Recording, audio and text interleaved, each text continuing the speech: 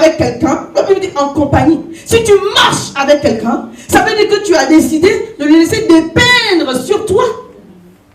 On peut dire vice versa. D'une manière ou d'une autre, tu vas dépeindre sur lui et lui aussi il va dépeindre sur toi. Mais la Bible nous conseille, quand ce qui concerne les méchants, les moqueurs, les pécheurs, nous devons faire une séparation. Parce que s'ils nous influencent, nous allons rentrer dans un programme pour la perte. Amen. Nous allons rentrer dans un programme pour la désolation. Et nous ne voulons pas cela. Nous ne voulons pas nous perdre. Nous ne voulons pas détruire ce que Dieu a mis entre nos mains. Mais nous voulons construire et avancer. C'est pourquoi heureux cette personne-là. Amen. Mais qui prend plaisir, qui trouve son plaisir dans la loi de l'Éternel et qui la médite jour et nuit. La Bible dit quoi? Il est comme un arbre planté près d'un courant d'eau. Alléluia. Il donne son fruit en sa saison. Et son feuillage ne se flétrit point. Tout ce qu'il fait, lui. Alléluia. Tant que tu acceptes, tu choisis. Dis je choisis. Je choisis. D'être influencé par la parole. D'être influencé par la parole. Tout ce que je veux faire réussira. Alléluia. Tant qu'on choisit d'être influencé par la parole de Dieu, tant qu'on choisit d'être influencé par la pensée de Dieu qui se trouve dans la parole de Dieu, alors nous savons, c'est vrai qu'il y a un temps de semence, mais le temps de la moisson va venir et nous allons voir la gloire de Dieu se manifester. Amen. Alléluia. Donc notre choix dans notre reprogrammation, c'est d'abord de nous écarter du chemin qui n'est pas à la gloire de Dieu. Et David a fait quelque chose sur lequel on va revenir, qui me touche et qui me conforte dans cette idée-là. La Bible dit que le frère de David l'a traité d'un enfant orgueilleux, hein, alors que David cherchait seulement à se motiver. Dis, je cherche à me motiver. Ne me traite pas d'orgueilleux. Alléluia. Je veux rester motivé. Ne me traite pas d'orgueilleuse. Ne me traite pas d'orgueilleux. Alléluia. 1 Samuel 17, verset 26 nous dit, David dit aux hommes qui se trouvaient, David est arrivé sur le champ de bataille. Il est arrivé sur le champ de bataille et il a trouvé une situation de guerre. Et il a eu une réaction. La réaction de quelqu'un qui aime Dieu. Tout simplement. 1 Samuel 17, verset 26 dit, David dit aux hommes qui se trouvaient près de lui, que fera-t-on à celui qui tuera ce Philistin, qui ôtera l'opprobre de dessus d'Israël? Qui est donc ce Philistin, cet incirconcis, pour insulter l'armée du Dieu vivant? Donc, voilà maintenant que le frère de David entre en scène, à partir du verset 28. Eliab, son frère aîné, qui l'avait entendu parler à ces hommes, fut enflammé de colère contre David. Et il dit, pourquoi es-tu descendu et à qui as-tu laissé ce peu de brebis dans le désert? Je connais ton orgueil et la malice de ton cœur. C'est pour voir la bataille que tu es descendu. Et David a eu une réaction. Nickel. David répondit, qu'ai-je donc fait? Ne puis-je pas parler ainsi? Et il se détourna de lui pour s'adresser à un autre. Alléluia. Amen. Heureux celui qui ne se laisse pas influencer par des paroles de découragement. La Bible dit quoi? Il s'est détourné de lui. Il s'est détourné de lui. Voilà le programme que David a mis en place pour pouvoir rester motivé jusqu'à voir la gloire de Dieu se manifester. Il s'est détourné. Il n'a pas considéré que c'est son frère, même père ou même je ne sais pas. Il s'est détourné de lui. Il a pris un autre chemin. Alléluia. Ne permettez à personne qui veut vous freiner de rester en votre compagnie. Est-ce que je parle à quelqu'un ce matin? Lorsque Dieu veut accomplir une grande chose, il n'a pas besoin d'avoir de beaucoup de personnes. Il a besoin d'une personne à qui il donne la vision. Certes, il va envoyer des gens. Parce que quand David a tué Goliath, des hommes sont venus en renfort pour l'aider à conquérir le trône. Alléluia. Mais lorsque Dieu vous parle, il vous parle seul.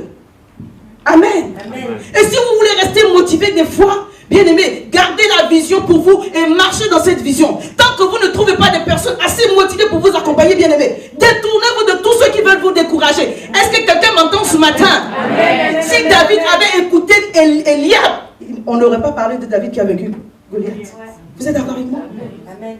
Parce qu'il aurait pu dire, hey, c'est mon grand frère. Dans l'affaire là, il a un peu plus de sagesse que moi. Parce qu'il a les années pour lui. Mais bien aimé, si tu as les années et que tu n'as pas la sagesse, c'est pas bon. Alléluia. David a eu l'attitude qui convient. Heureux, béni celui qui ne reste pas en compagnie de ceux qui se moquent, de ceux qui traitent mal, de ceux qui sont méchants, de ceux qui sont pécheurs. Alléluia. Mais qui trouvent son plaisir dans la loi de l'Éternel.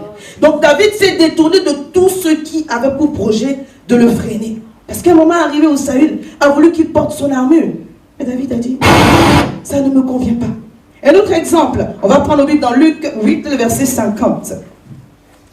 Où Jésus a ressuscité la fille des chefs de la synagogue. Donc je lis à partir du verset 50.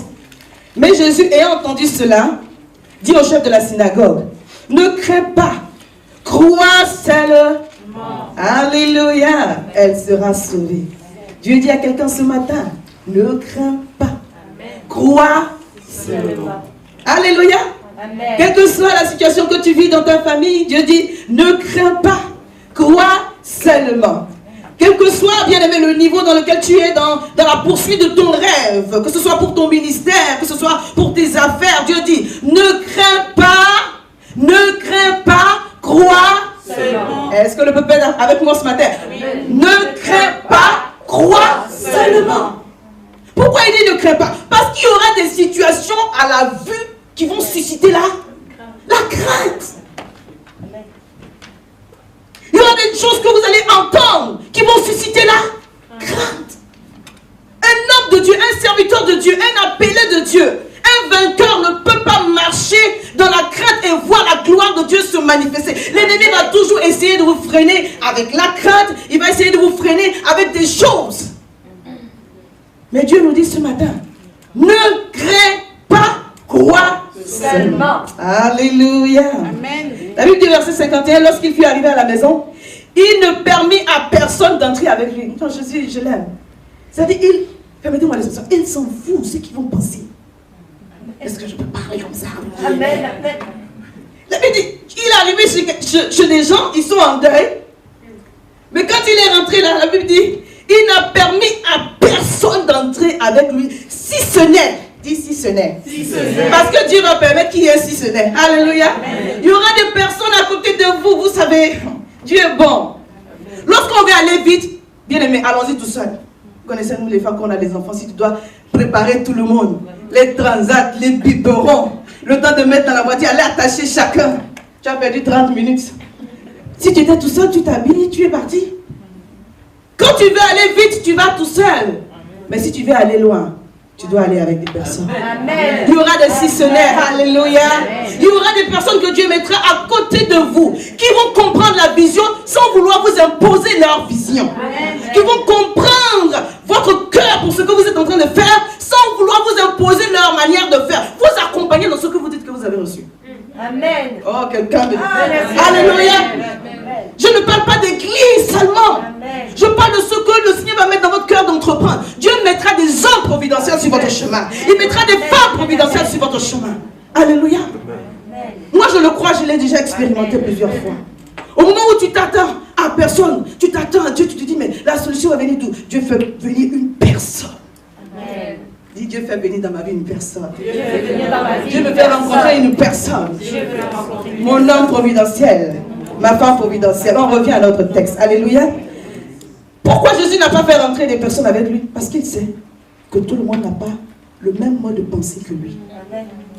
Je vous assure, si vous êtes en train d'aller quelque part et que les gens avec qui vous êtes en train d'y aller ne pensent pas comme vous, arrêtez-vous. Parce que là où vous voulez partir, vous n'allez jamais y arriver. Écoutez-moi, je l'ai expérimenté. Si les gens ne croient pas que vous êtes capable d'arriver là où vous êtes en train de partir, c'est pas la peine de partir ensemble. Amen. Parce qu'ensemble, vous n'allez jamais y arriver. Amen. Merci Seigneur. Est-ce que quelqu'un m'entend ce matin? Amen. Alléluia. Amen. Mais s'ils croient, même si Dieu ne leur a pas dit une parole spéciale à leur cœur, mais ils croient parce que vous dites que Dieu a dit, vous allez y arriver. Amen. J'aimerais que tu acclames le Seigneur pour cette parole. Alléluia. Dans verset 51, Jésus a fait quelque chose qui nous interpelle.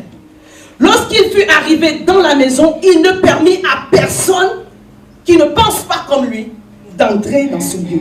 Si ce n'est à Pierre, Jean, à Jacques, au père et à la mère de l'enfant. Vous savez, le père et la mère de l'enfant veulent forcément la résurrection de l'enfant. Alléluia. Amen. Le père et la mère de l'enfant, là, tout ce que vous allez leur dire, ils vont dire oui, c'est bon, fais, vas-y. Tu veux mettre la boue? Oui, Jésus, mets la boue.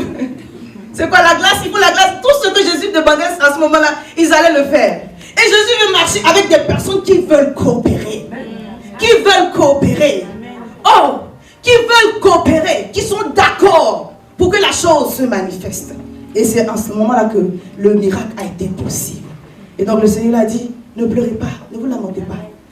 Elle n'est pas morte, elle dort. Et le miracle a été opéré. Oh, c'est comme ça que le Seigneur agit. Lorsqu'il veut vous faire entrer dans une grande bénédiction, bien-aimé. Amen. Il faut que votre pensée s'aligne avec lui, sa manière de penser. Avec lui, sa manière de raisonner. Avec sa parole. Parce que Dieu dit, crois avant de voir. Si tu crois, tu verras la gloire de Dieu. Amen. Ça veut dire quoi? C'est conditionné par ta croyance. Amen. Par si tu crois. Ça ne veut pas dire que la chose peut se faire ou ne peut pas se faire. Dieu a déclaré que nous pouvons participer, créer notre bénédiction et notre réussite. Alléluia. Amen. Tant que ça dépend de lui, il les a formulé des projets de paix et non de malheur. Mais sinon, si nous sommes d'accord avec Dieu pour que ce projet-là se manifeste, alors nous devons nous lever et nous allons voir la gloire de Dieu se manifester. Amen. Se reprogrammer, bien-aimé, c'est vraiment se détourner de tout ce qui n'est pas à la gloire de Dieu. On va prendre un autre exemple. Abraham et Lot. Genèse 13, le verset 8 nous dit. Abraham dit à Lot, qu'il n'y ait point, je te prie, de dispute entre moi et toi, ni entre mes bergers et tes bergers, car nous sommes frères. Tout le pays n'est-il pas devant toi? Sépare-toi donc de moi. Si tu vas à gauche, j'irai à droite. Si tu vas à droite, j'irai à gauche. Lot choisit pour lui toute la plaine du Jourdain, donc ça c'est le verset 11, et s'avança vers l'Orient. C'est ainsi qu'ils se séparèrent l'un de l'autre. L'Éternel, verset 14, l'Éternel dit à Abraham, après que Lot fut séparé de lui, lève les yeux du lieu où tu es et regarde vers le nord et le midi, vers l'Orient et l'Occident, car tout le pays que tu vois, je le donnerai à toi et à ta postérité pour toujours. Alléluia. Lot était le frère, le cousin. C'est presque pour son neveu, pardon, merci. Alléluia. C'est sa famille. Pourquoi vouloir se séparer de sa famille? Vous comprenez?